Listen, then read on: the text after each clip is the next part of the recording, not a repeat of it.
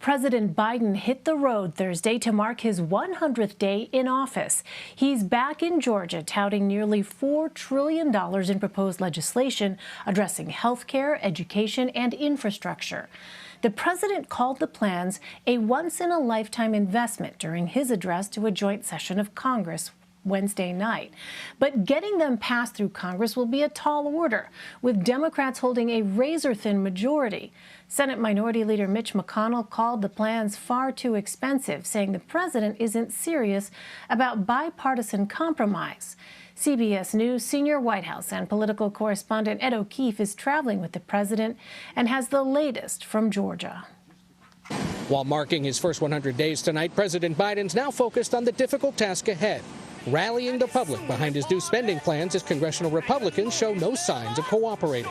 There's not a single thing, I mean this from the bottom of my heart, there's not a single thing we can't do when we do it together. The president's touting success on COVID, with vaccinations topping 143 million and fresh numbers showing the economy's nearly back to pre-pandemic levels. But in nearby Marietta, Georgia, reviews on the president's first 100 days are mixed. I believe he's doing an excellent job. I think it's always good when you can take the credit for your predecessor or when you can blame everything on your predecessor. Nationwide, our CBS News poll found viewers of the president's address Wednesday night mostly liked what they saw. The American Jobs Plan is a blue-collar blueprint to build America. That's what it is. But Republicans made it clear today they're not impressed with the president's trillions of dollars of ideas. He is spending us into oblivion, into bankrupting this country. One sign of hope for the Biden agenda, bipartisan talks got underway today on police reform as George Floyd's family lobbied senators and aides at the White House. We've all seen the knee of injustice on the neck of black Americans. Now's our opportunity to make some real progress. The president wants the issue resolved by the anniversary of Floyd's death next month. We're not thinking about deadlines. I'm thinking about getting this done as quickly as I possibly can. Back in Georgia, the president and first lady paid a visit to Jimmy and Rosalind Carter, the former president, now the longest living one, at the age of 96. And Ed O'Keefe joins me now from Duluth, Georgia, with more. Hi there, Ed. So President Biden is making his case for the American Jobs Plans and American Families Plan, and he'll be making the same pitch in more cities in the coming days. Why does the administration feel the need to sell these plans to the public?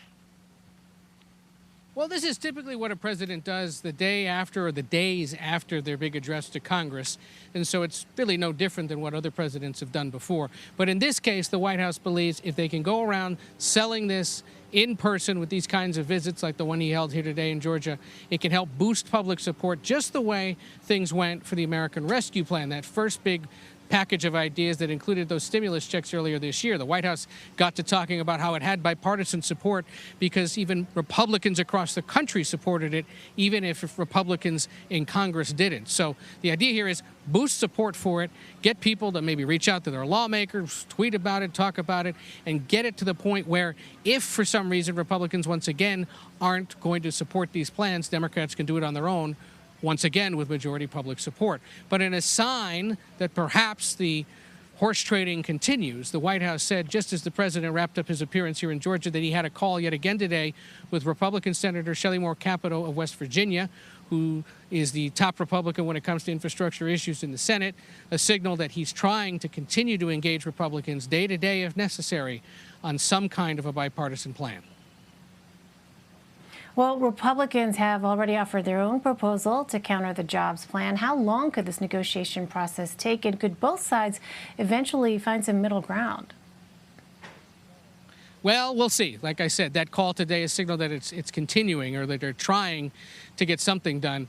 Ultimately, people you talk to in Washington expect that this is going to take several more weeks, possibly months, maybe up until the August recess, in part because there's no urgent deadline attached. Usually there's some kind of a cliff or a spending deadline attached. In this case, there isn't, other than the fact that the president believes that the economic growth is needed and that Congress should act as quickly as possible. Well, Ed, during his address to Congress, President Biden talked about working with Republicans on issues, but Republicans say there was not enough bipartisan outreach in his speech. What are Republicans looking for? And for the president, is reaching across the aisle a priority 100 days in? It is. It is. The White House pointed out that up to day 100, the White House at least has hosted 130 members of Congress, both parties, both chambers, for meetings at the White House. Some of them with the president in the Oval Office, others with senior administration officials who are engaged on these issues on a daily basis. There are expected to be more meetings next week in the Oval Office, and then the following week he will meet for the first time with top congressional leaders to talk about all these plans and anything else that they believe Congress and the White House need to get done in the coming weeks. They're entering a stretch now that'll take them to at least Memorial Day, then they'll come back. There'll be another break at July 4th, then the August recess. So really, basically 3 more intense periods of time in which the White House and Congress can be engaged face-to-face, and they plan to take advantage of that as much as possible. Well, the president has that meeting scheduled with Democratic and Republican leaders of the House and Senate on May 12th. So, you talk about there being no sort of deadline here, nothing to kind of prompt action by a certain date. So what are sort of measures of success and specific goals for a meeting like that?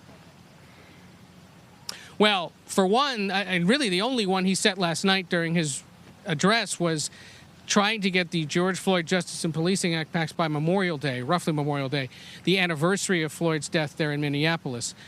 That is a notable short-term goal on a topic that Democrats and Republicans are engaged on, but from which there's no sign yet, at least, that there's a final plan to be voted on. In this case today, there were meetings on the Hill between Democrats and Republicans, members of George Floyd's family members of other people who've died at the hands of police officers. They stopped by the White House as well, a signal that those talks are intensifying and could pick up towards legislation by that anniversary if the White House and Congress can figure out a plan. Yeah, we took those comments from Ben Crump and the families of those victims live here on CBSN earlier. All right, Ed O'Keefe with the president in Georgia. Ed, thank you very much. Take care.